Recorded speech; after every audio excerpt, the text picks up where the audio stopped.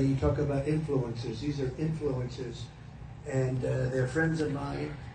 Jack Posobiec. Where's Jack? Jack, who's done a great job. All right, folks, we're back. Jack Posobiec. We're on with Orrin McIntyre of Blaze Media, host of the Orrin McIntyre Show, and we're talking about really these questions of Zoran Mamdani, these questions of how is he becoming the mayor of New York City. And there's a really simple answer. It's not the sort of, there's this just very odd argument, sort of a knee-jerk response from I'm seeing a lot of people from the over 55 crowd. I'm just going to say it. The over 55 crowd saying, "Oh, I can't believe people want to vote for a Muslim. Can't believe people want to vote for a Muslim." And it's like, no, you're not asking the right question.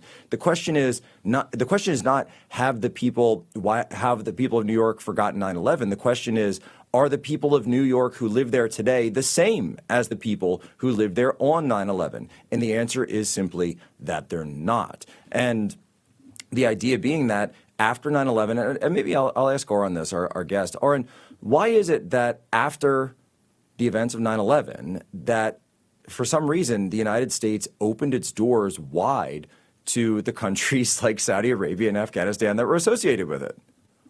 Yeah, this is the most insane thing that's true about the United States, right? After the largest terror attack in American history, so many thousands of people dead, we saw a vast increase in Muslim immigration into the United States. And this is where you really know that our elites have betrayed us entirely. This is a situation where obviously we have a threat from a very specific source. And rather than turn that down, all of the messaging, even from people like George Bush, was ultimately, well, we need to be tolerant of Islam and they can become Americans just like anyone else. And it's all the same because, again, we're a propositional nation. And as long as you agree to the values, then it doesn't matter if you're doing the call to prayer or you're going to Catholic Mass or any of these things. They're all the same because America is really just an idea. It's not a people. It's not a tradition. It's not a set of beliefs that is carried by specific people. No, ultimately, it is just this abstract idea that you can absorb. But of course, this is ridiculous because, for instance, a large number of Afghanis coming into the United States are people who are theoretically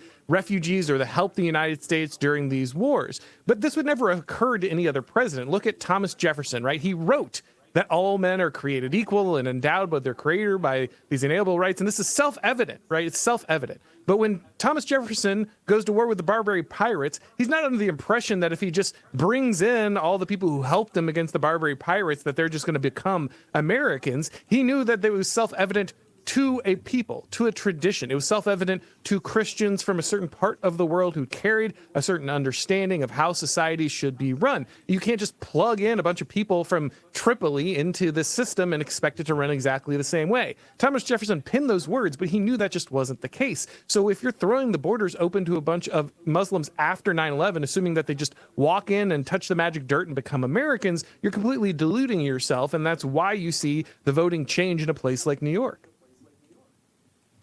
And it's really bizarre. And again, the founding fathers of the United States, this idea was so divorced from anywhere in their thinking that, and certainly they were well aware of the Ottoman Empire. Certainly they were well aware of the ancient parts of the world that they were, viewed themselves as breaking away from and becoming members of the New World and instituting a new state in the midst of this. There's no question. And you're right. To your point, the Barbary pirates were an arm of the Ottoman Empire that the United States fought its first sort of foreign conflict against. And at no point was there a thought that, yes, we should be inviting in the people that we are at war with. This will go well for us. No. And in fact, in our most recent major war, we interred the people that we were at war with at a mass expanse. The Democrats did this, by the way, in the United States.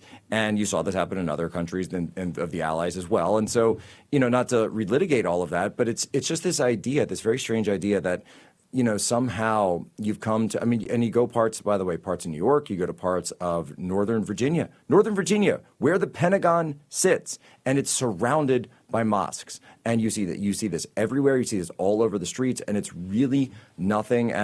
It's remarkable. I can't really think of anything quite like it in all of history.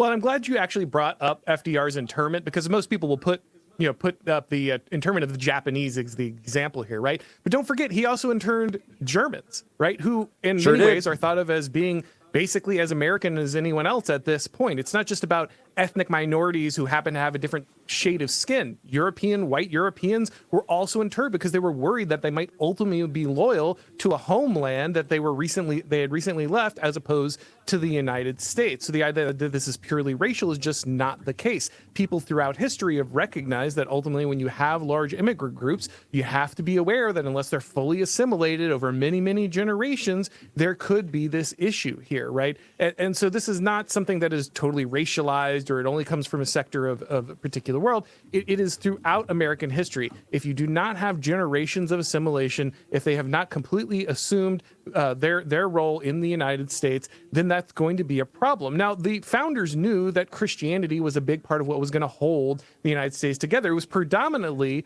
Protestant Christianity, but of course there was a presence of Catholics at the time, and they allowed for it, even though they were a little hesitant about it. And you can see that in the fact that most of the colonies actually banned Catholics from holding public office inside those states once they became states. So even at that time, the idea that just these two different versions of Christianity, it was like, well, this is probably as far as we can go with tolerance, right? Like, we're extremely tolerant because we think that we can work with Catholics and Protestants in the same country. The idea that now you need to bring in radically different religions, many of which have a complete ethos of like jihad or an attack against those religions, it simply makes no sense. The founders would have rejected it outright. The idea that, the First Amendment or some idea of religious pluralism was ultimately what even a guy like Thomas Jefferson was going for in that sense is just ridiculous.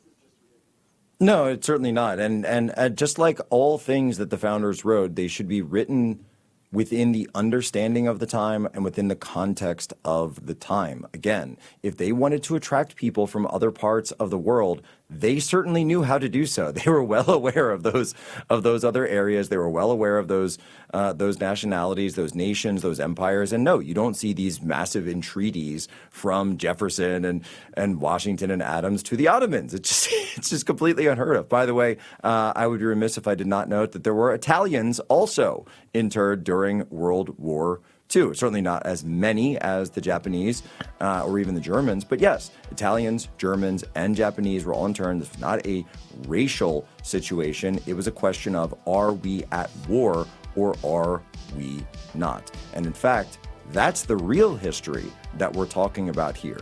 The history of ethnicity, nationalism, war, and peace. All of this matters. And that's why Zoran Mamdani is about to become the next mayor. Be right back.